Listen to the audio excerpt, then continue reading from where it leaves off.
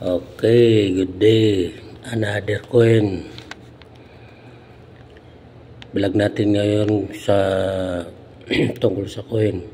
May coin tayo rito, $5, 2013, pera ng Hong Kong. Alamin natin ito kung magkano ng value.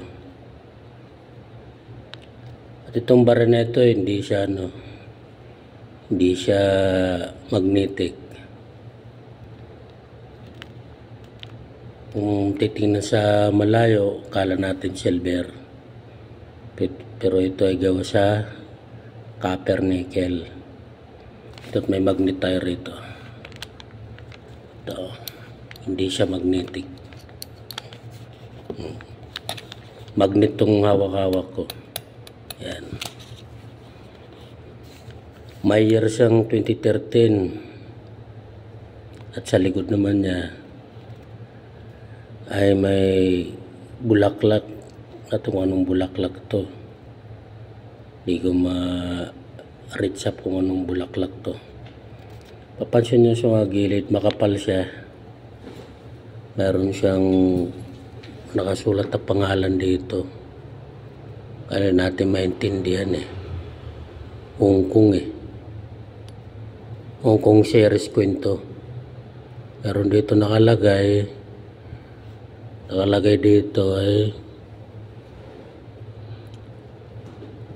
IOSO. Ito alamin natin kung magkano value nito.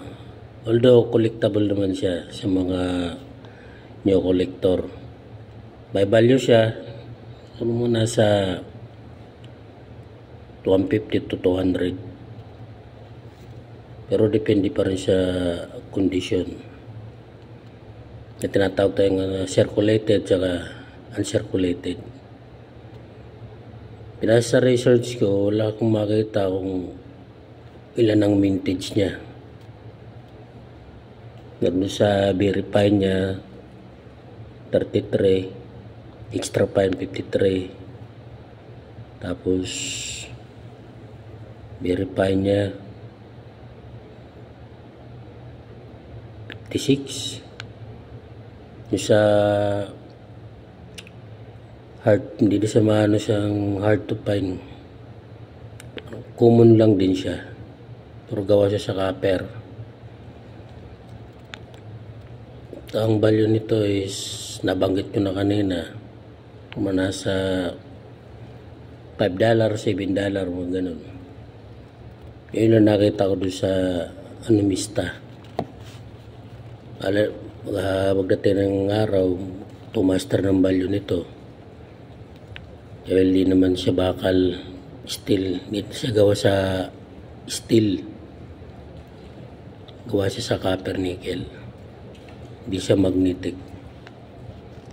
At yung meron kayo nito, nice collected yan. At itabi nyo na muna, baka pagdating ng araw, tumaster ng alaga. So, ayun lang mga kabarya. Ang update natin sa coin nito. Salamat!